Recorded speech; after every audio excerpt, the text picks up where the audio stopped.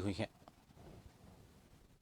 विज्ञान और प्रौद्योगिकी की सहायता से नए नए प्रयोगों किए जा रहे हैं।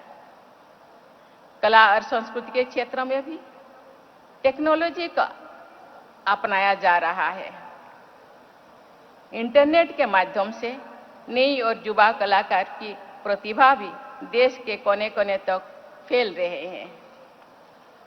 हम नई टेक्नोलॉजी का उपयोग करके देश की कला, परंपराओं और संस्कृति का प्रचार और व्यापक रूप से करें और इसको कर भी सकते हैं।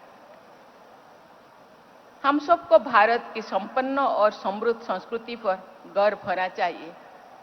साथ ही हमें अपनी परंपराओं में नए विचारों और नई सोच को स्थान देना चाहिए, जिससे हम अपने युवाओं और आने वाली पीढ़ियों को भी इन परंपराओं से जोड़ सकते हैं।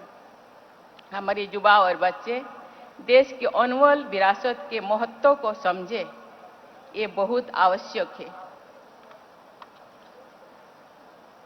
सच्चे कलाकारों को जीवन तपस्या का उदाहरण होना चाहिए। सच्चे कलाकारों का जीवन तपस्या का उदाहरण होना चाहिए। किसी भी काम को कंसंट्रेशन और डिवोशन के साथ कैसे किया जाता है, ये सीख हम कलाकारों से ले सकते हैं। खास तौर पर हमारी युवा पीढ़ी को हमारी कलाकारों से बहुत कुछ सीखने को है। मैं कहना चाहूंगी कि ऐसे अधिक से अधिक कार्यक्रम और कार्यशैली आयोजित किया जाए, जिसके माध्यम से युवाओं और अनुभवी कलाकारों के बीच विचारों और प्रतिभाओं का आदान प्रदान हो सके। आज के डिजिटल युग में हमें ये भी देखना होगा कि कैसे हम नई पीढ़ी के निरंतर अभ्यास और मेहनत करने की प्रेरणा दे सके। अभी हम गांव के रहने वाले हैं। गांव में ऐसे संगठित कलाकार नहीं है, लेकिन कला भर भर कर गांव में रहते हैं। उसी कलाकारों को भी हम लोगों को प्रोत्साहित करने की जरूरत है। उनमें जो महक है, जो सुगंध है, जो ऊर्जा है, ये लोगों को देखना चाहिए। क्योंकि आजकल बच्चे जो पढ़े लिखे हैं, आज हम जो 21वीं सदी में जी रहे हैं, गांव का महक, गांव का सुगंध हम लोगों से दूर होते जा रहे हैं। वहां जो कला निहित है, उस कला को भी सामने लाना चाहिए। ये शायद इसका एक ही उदाहरण है, ज्वलंत उदाहरण है, जो कला संस्कृति विभाग सामने हम लोगों के सामने ला रहे हैं। आज के लोगों का जीवन और समय बहुत तेजी से भाग रहा है, इसलिए अपनी कला और संस्कृति के धरोहर को आने वाली पीढ़ियों तक पहुंचाना आसान नहीं है। यहाँ उपस्थित महान विभूतियां, विद्वानों, कला प्रतिभाएं, कलाकारों को मैं ये काम सौंपना चाहती हूँ।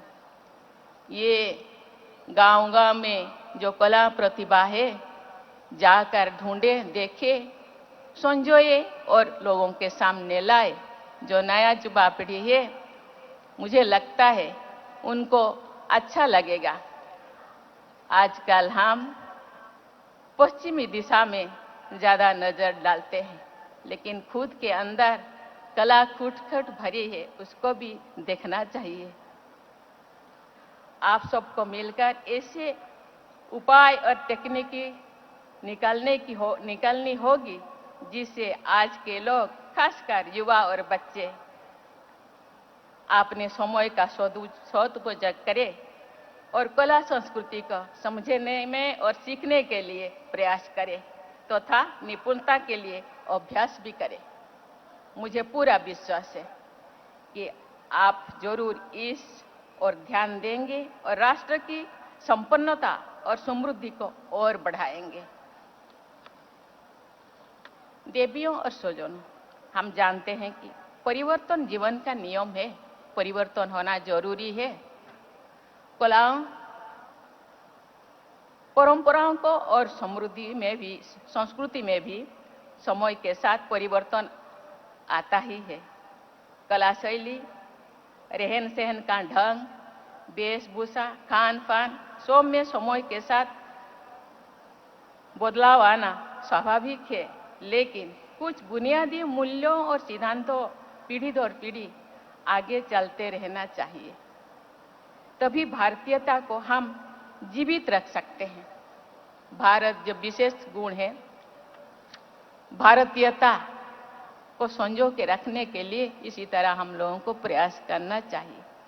वसुधैव कुटुंबकम की भावना, शांति और अहिंसा, प्रकृति से प्रेम, सब जीवों के लिए दया, दृढ़ संकल्प से आगे बढ़ना, ऐसे अनेक मूल्यों हैं जो हम सब देशवासियों को एक सूत्र में बांधते हैं।